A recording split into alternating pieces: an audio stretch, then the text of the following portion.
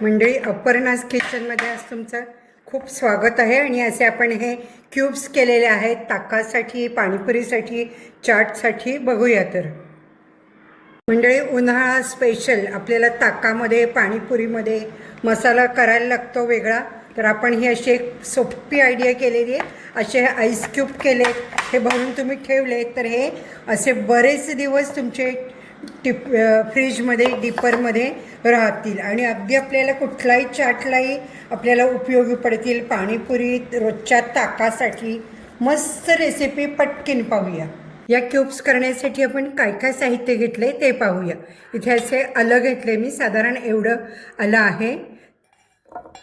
त्यानंतर त्यामध्ये आपल्याला जिरं आणि 5-6 मिरे घातलेले आहेत. 1 चमचा बडीशेप आहे. 2 हिरव्या मिरच्या घातलेल्या आहेत. बरेच दिवस राहणारे आहे हे. पुदिना बघा, असा फ्रेश पुदिना थोडा घेतलेला आहे. कोथिंबीर, तुम्ही काळं मीठ घेऊ शकता. यामध्ये साधं मीठ थोडं घालायचं. हे काळं मीठ घेतलं आहे. थोडासा त्यात चाट मसालाही आहे. चाट मसाल्याची गरज नसते, साधं मीठ घेतलेलं आहे. आणि थोडंसं पाणी घालायचं आणि हे मिक्सरला आपण फिरवायचं आहे. छान हिरवीगार अशी ही पेस्ट झाली आहे. त्याच्यामध्ये आता आपण पाणी घालायचं आहे. हे बघा, बाउलमध्ये ओतून दाखवते, किती सुरेख कलर आलेला आहे. पाणी जेवढं पाहिजे तेवढं घाला आणि डायल्यूट करून घ्या थोडंसं हे. आणि आपण हे क्यूब्स करायचे आहेत. आता आपला आईस ट्रे आहे, त्यामध्ये आपण हे असं सगळं भरून ठेवायचं आहे.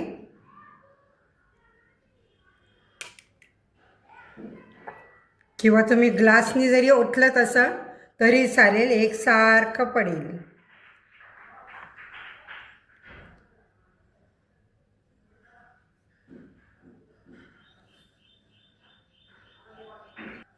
आता हे आपण फ्रीजमध्ये, डीपरमध्ये बर्फ होतो तिथे ठेवायचं आहे.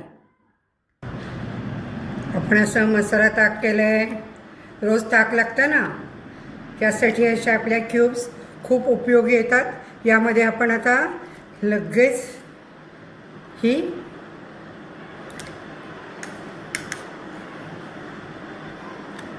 अशी घालायची. त्यानंतर आपण पाणीपुरी पण करणार आहे. हे बघा, हे मस्त फिरवायचं. हिरवागार रंगण टेस्टी ताक होतं.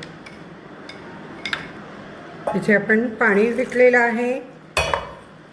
त्यानंतर चिंचेचा सॉस आणि यामध्ये आपण आता घालायचे आहेत या क्यूब्स.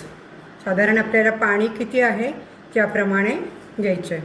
मी आता थोड्या क्वांटिटीत करणार आहे, बस.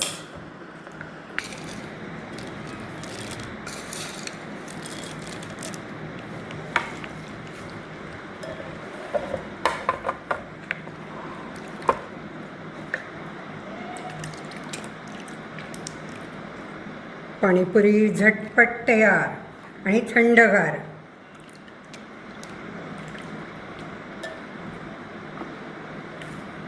अशा पद्धतीने आपण पाणीपुरी केलेली आहे. हा व्हिडिओ कसा काय वाटला तुम्हाला ते नक्की सांगा. उन्हाळ्यासाठी मस्त रेसिपी आहे. आणि अपर्णास किचनला नक्की लाईक करा आणि सबस्क्राईब केलं नसेल तर सबस्क्राईब करून बेल आयकॉनही क्लिक करा.